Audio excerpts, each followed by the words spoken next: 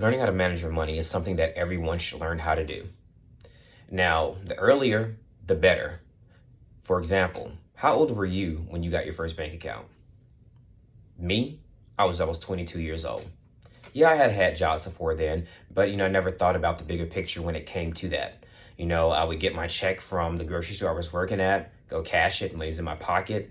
I feel like it's burning a hole. I go spend it on something. Did I absolutely need what I was spending it on? Probably not, but at that point in time, I had no knowledge, or I wasn't taught, save your money or don't spend your money on this. It was all about, I have it, let me spend it, and I'll worry about the rest coming later. Now, the reason I'm bringing this up is because I just want to, show how important it is, for finance classes to be in schools. And the reason I say this is because the Financial Literacy for Kids article says that those who learn how to manage their money at an early age are more independent financially. And when I say independent financially, it means that they're learning these tools and strategies in order to, one, manage their money, and two, make the most out of the money that they have. So later on, they're not struggling to come up with money for anything they want to buy, such as major purchases like houses, cars, boats, whatever you want. They're not going to be struggling to do this. Now, when it comes to financial money management is crucial because this is for your long-term success. This is not short-term, because money is always going to be something that we all require and everything and what we need in order to succeed in life. Now, learning how to balance checkbooks and, curbing our impulse buys is all a part of this, making informed decisions when we buy things. Now, what are some ways to teach our children the value of money and how to manage money?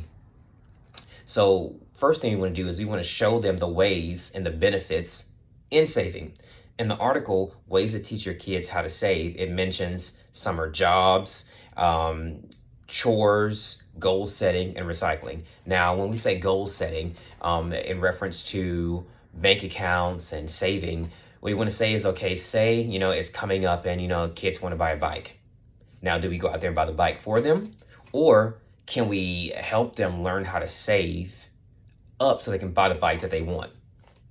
Which goes back once again to the chores, recycling, around stuff around the house and managing that money, meaning, hey, this is how much I earned for this. Okay, you said you wanted a bike, right? Okay, we're going to set this money aside. And when you have enough, then I'll give you that money and you go buy the bike that you want. So one, you're teaching them good spending habits and making sure that it's not an impulse buy. And then two, they're going to appreciate this more because they had to work very hard in order to obtain the thing that they wanted.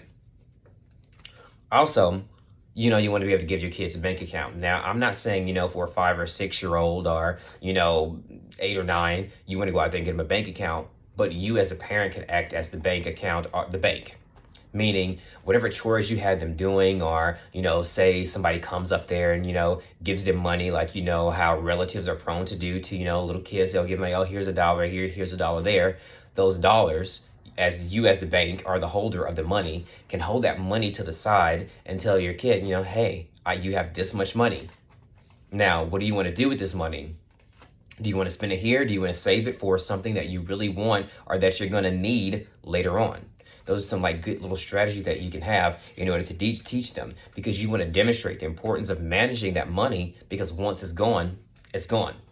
There's not going to be any more coming back in. And this is a lesson for them for maybe not really applying to the here and now because they're not going to understand, but later on in life when they're older, this is what they're going to remember. They're going to know that money, one, doesn't go on trees. Two, that, once the money is gone, they're going to have to work to get it back.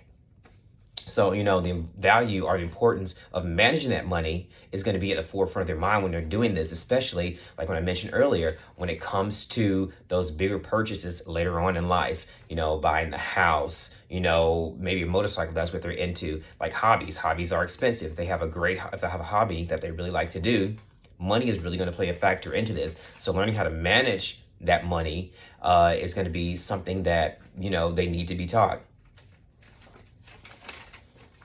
So, in conclusion, money, as we all know, it doesn't go on trees. The cost of living isn't getting any lower. It's actually getting higher. And, if you want those nice things in life, we're going to have to work harder and maintain what we have. Going into debt is not the way to go. Taking out loans for everything is not the way to go. Holding on to your money and letting it build over time. And then once you have what you need, letting it grow a little bit more. That way, once you do buy what you have, you still have some left over.